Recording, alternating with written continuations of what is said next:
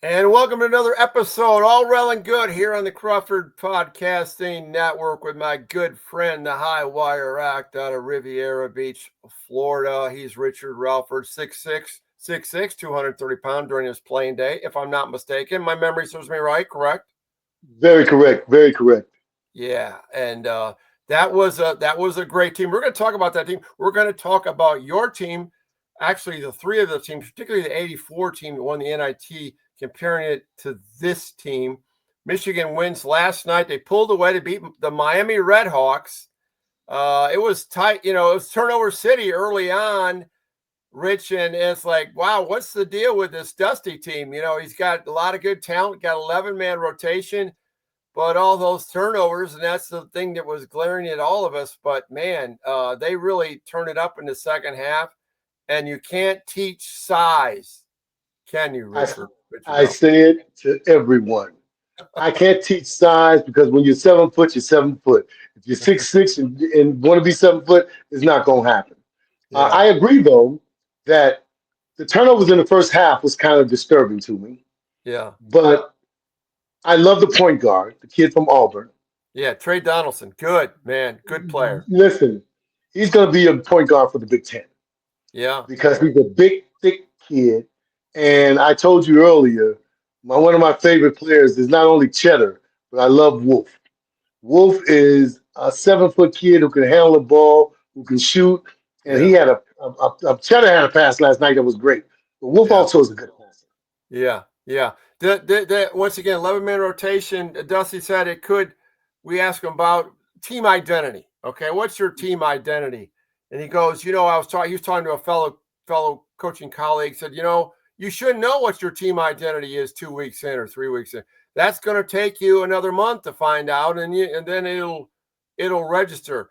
But when you look at the 84, 85, 86 teams, Mhm. NIT champion your sophomore year, Big Ten champion your junior and senior year, what was your team identity? I mean, what was it? Was it in your what? I mean, was it fast pace, or how would you identify those teams? We were physical and we were athletic. And like I was telling you earlier, see, we all played together for 2, 3 years before we started winning championships. What's 2 years? And that's what's going to take Dusty. Because I keep telling people who say this to me, you forget he got all these kids from the portal, Yeah, and they have to know each other. And the yeah, one thing that we did is we stayed on campus every summer together, and we played together every day.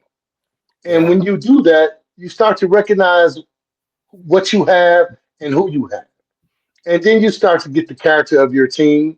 We had some kids from Detroit that was tough as nails.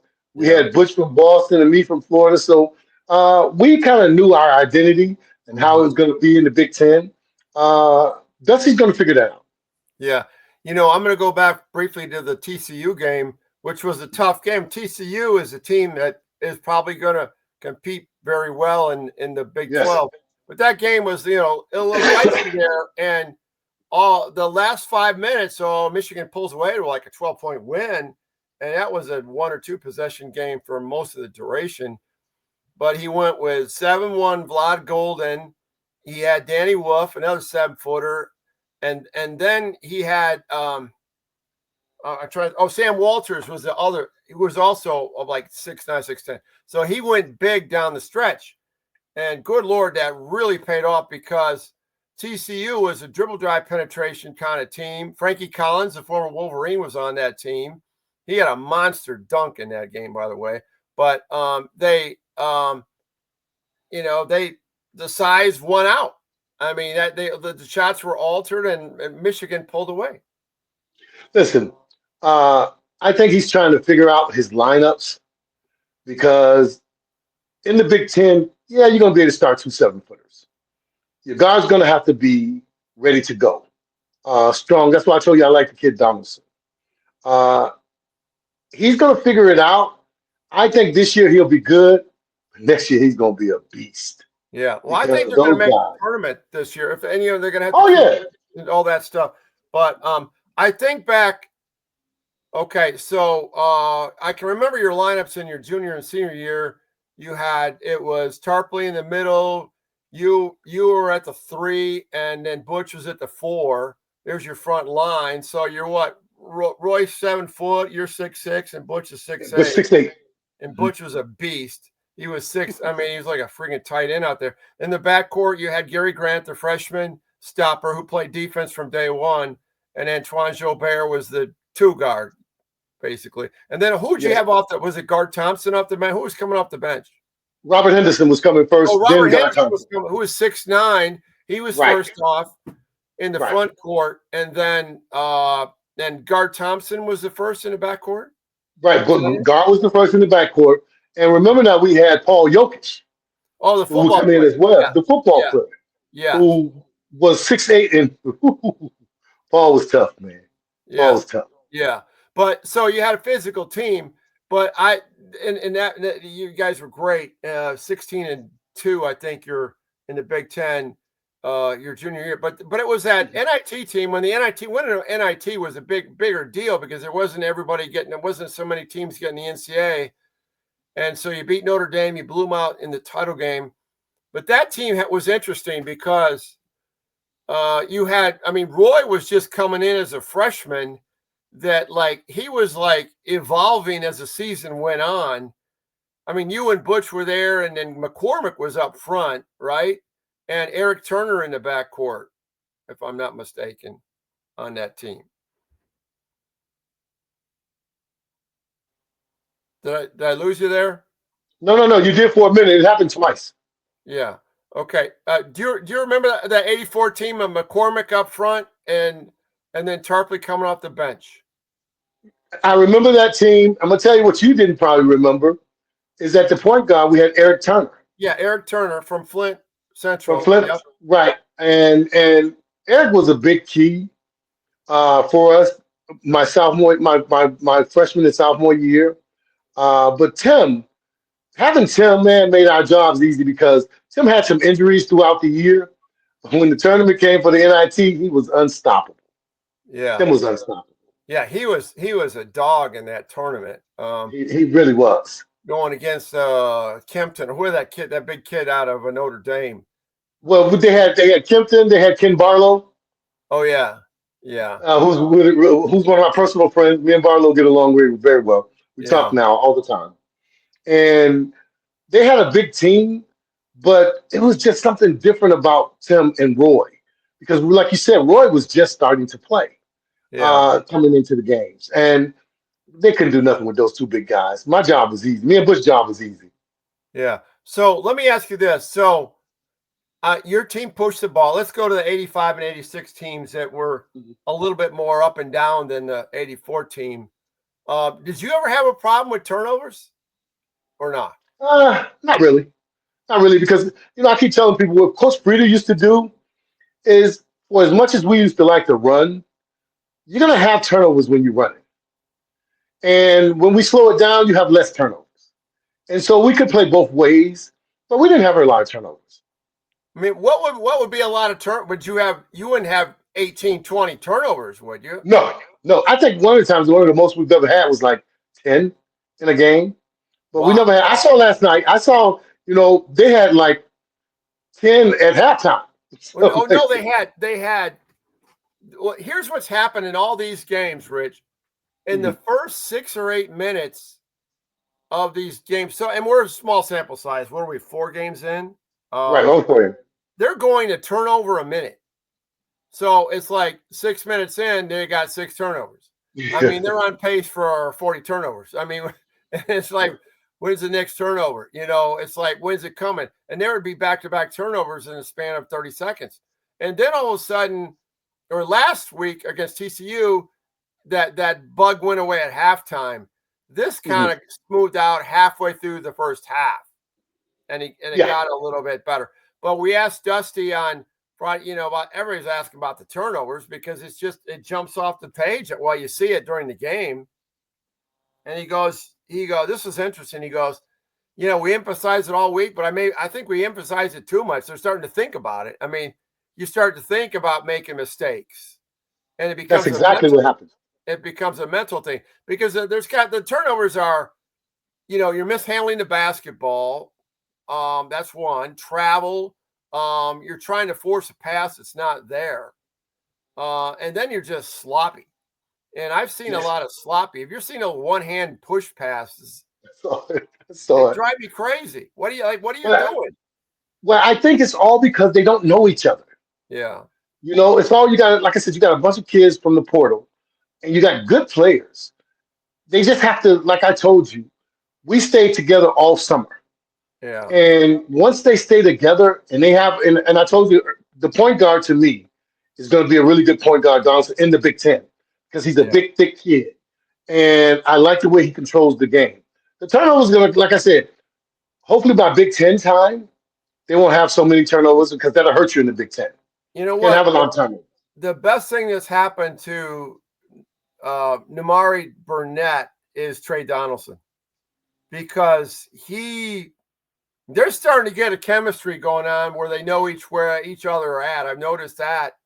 And Nimari had a big game. He had 18 points last night. And people didn't think Nimari was going to be that prominent of a player. But he this year, as one of the few holdovers, along with Will Cheddar, but he's looking good. Barnett is looking excellent. This is what I think happened with him is he has all these big old guys. And his job is becoming very easy because of your point guard. Yeah. Donaldson is giving you shots where all you have to do is jump up and shoot them. And that's a plus. That's a plus for Barnett. Yeah, there's another guy I want to ask you about is LJ Kaysen. Okay, he's a freshman. He's number 11. Yes. No, I'm sorry, he's number 2. He had 11 points last night, 3 and 2. He had 11, 3 and 2, I think, last night. Yeah, he did good. He reminds me a little bit.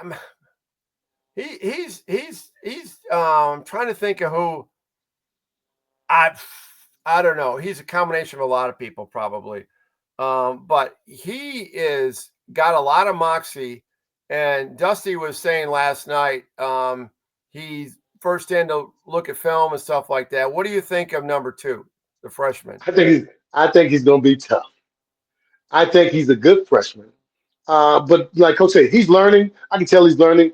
Tom, what I think a lot of people don't understand is when these kids come from high school, you can go to the SEC, the ACC, and these different conferences. But when you come to the Big Ten, if you where you play that in high school is not a physical conference, it's gonna hurt you. Yeah. Because now you got to go in the summertime and you got to lift the weights. You got to do the conditioning because it's not easy, man. I tell people I played football in high school, and when I came to the Big Ten, I felt right at home because that's exactly what they were doing, banging every night. That's why we have some of the turnovers too, Yeah. Because the guys got to get a little more stronger for it, and they'll be okay. Yeah, I mean, actually, Dusty was one of the concerns with his team is they over-penetrate. The guards over-penetrate, and then they get themselves in no man's land, and there's no place to go. And I tape the game sometimes and look back, and I noticed that from last night's game. They just they're overly aggressive sometimes offensively, and then they're in a bind, and they try to reverse the ball out to the perimeter, and Miami is very good at creating turnovers. Well, I totally agree with Coach. I think sometimes they over-penetrate. Yeah. Because last night I saw where he had a jump shot at the top of the key. Yeah. But instead he tried to get closer. He did. I remember that play. And when he tried to get closer, I said to myself, he missed a shot. I said, you had a free shot. You had an open shot. Yeah. Take the shot because I would love to play for this team, for Dusty, because he has these big old guys in there that's crashing the boards, that's getting the ball out. Well, they run the floor too. Yeah. And I noticed that the Donaldson, the guard, they get the ball if you run the floor. Yeah. And that's what you have to do. I like the team, but they'll straighten up the turnovers. I'm pretty sure they will. Yeah, I think they will too. So back to your freshman year when you were talking about the physicality wasn't an adjustment for you because you were this big, thick, tight end football player who could have played for Bo Schembechler. But when you think about back to LJ making this adjustment his freshman year, what was the biggest adjustment for you playing from high school basketball to your freshman year at Michigan? What was the thing that, whoa, this is different? Size of other schools and teams of players. In high school, I was one of the biggest kids in my town. Yeah. But when I got to Michigan, every team we played had at least 2 7 feet or 6'10" guys. Yeah. I was just telling my son about Minnesota. Remember Minnesota with Randy Brewer and Peterson? Yeah. Right. Peterson and Shasky. They started all three of them at one time. Yeah. John Shasky is actually from Birmingham, Brother Rice here. I think he was from the state of Michigan, if I'm not mistaken. Yeah, he is. We're still good friends because we had the same agent coming out of school. Yeah. So what, are you talking you have to alter your shot, or what was the biggest havoc of that? I think altering your shot is really nothing that you have to really do. You change things. I mean, people shoot floaters now, so you really ain't really altering your shot. Because if you're a player, a lot of these things you already have in your repertoire. You're gonna go in there, you're gonna shoot a teardrop layup. I saw the kid the other night do the same thing. I saw Donaldson shoot one off the top of the box on the backboard, and it went right in. And I was laughing because I said, "That's what you do. Those are the adjustments you make." Because size is gonna. I don't care what anybody say. Size wins, man. If you got big guys, you can win. Yeah, it dawned on me who I was thinking. LJ Kaysen reminds me. Got a little bit of the Karis LeVert going on. Karis LeVert. Oh, yes. I mean, because Karis LeVert was fearless as a freshman. I mean, he wasn't afraid of making mistakes. And this team's obviously they're not afraid of making mistakes because they're making them. But you know what? It's better that they make them now because to get to know each other. Because me and you both know when the Big Ten comes, I've watched Illinois play, and I've seen how tough Illinois is going to be. Teams in the Big Ten they're just different. And if these kids have played in high schools to where they wouldn't get no physicality, they got a problem coming. Big Ten, we talked about how brutal it's going to be. UCLA is going to be good. I mean, USC's got a lot of crazy incoming talent. Wisconsin, did I dream that, or did they blow out Arizona this past weekend? No, you didn't dream it. I watched it. It blew out Arizona this weekend. I mean, that's a top 10 team. I mean, Wisconsin is not even that highly acclaimed. I mean, if that tells you how good the Big Ten is going to be, if that doesn't tell, I don't know what does, But Wisconsin has always been tough. They've been at the bottom sometime because of, they don't have maybe a good bench. But when we played them, Wisconsin was always tough when I played them. Yeah. Okay, Rich, last question. Now Thursday night, they're playing Tarleton State. That's the weakest team they play all season. On Ken Palm, they're like 300 out of 360. Okay, so we can set that one aside. But on next Monday, they're in Fort Myers, and your teammate Butch Wade's going to that game, right? Down in Fort Myers. Butch will be down there. He's not far. And then we're going to have him on we'll have him on the next day after that on the podcast, or the next day or so after that, and talk about that with you, your former teammate. But what do you, for those two games, or whatever games they played on at Fort Myers on Thanksgiving week, what's the thing that you want to see the most in terms of improvement for this Michigan team? I want to see them less turnovers. Yeah. And I want to see them playing more as a unit because you have a good point guard who can get you there. Now, the big kid that he brought in from FAU, I see he's trying to find his way. Golden, Vlad Golden. I don't know. I'm trying to figure him out. He gets lost, and he's not authoritative enough he doesn't finish strong. I mean, this is a big Russian dude, man. When you stand, I mean, he is a large man. Okay. And sinew, like a long muscle time of strength. And I'm surprised he is not more dominant so far, because I thought he was going to be the kingpin on this team up front. Nah. I didn't think he would be so dominant yet, because you can look at his conference that he just came from with FAU. Yeah, it's true. And I tell everyone, now he's got to get used to playing in the Big Ten. He ain't even playing in the Big Ten yet. Yeah. And he's not physical, but he's going to have to be. Yeah. I'm with you. I watched him the other night, and I was like, you got to be more aggressive. Yeah. Because if you're more aggressive, nobody can do anything with you down there because you're going to dunk it every time. That's Yeah. what you should be doing. And Yeah. I feel like he has to be a little more aggressive. He has to be. Yeah, and Will found him on, and then Danny Will found him, and he got a couple slams. I think he's had a couple games where he's in the 8 points, 9 point, 10. The first game was a disaster against Cleveland State. He was totally lost. Yeah. Well, everybody else was terrific in that game, but yeah, you're right. So if there's one player I want to see ramp up his game next week, it's Vlad Golden. And he's down in Florida and get his fans over there. Let's see something good coming out of that dude, and we'll be all Rell. We'll be all Rell and good if that happens. I think so. I think once he has to get comfortable before the Big Ten starts. Yeah, because he's gonna realize he's not the biggest guy in the league, and he'll have to realize they're gonna bang him because in the FAU he could bang those guys. Yeah, he can bang those guys. But when the Big Ten, we got guys your size already.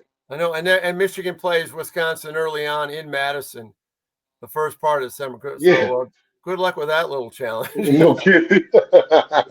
All right, my man. Great job, as always. And we'll do an all around good next week after that Fort Myers thing. Get Butch's viewpoint and talk about that 84, 85, 86 team as well. Sounds good. And I like having my boys on, man. Oh yeah, you do. All right, man. Till next time. All right, Tom. See ya. Go Blue. Go Blue.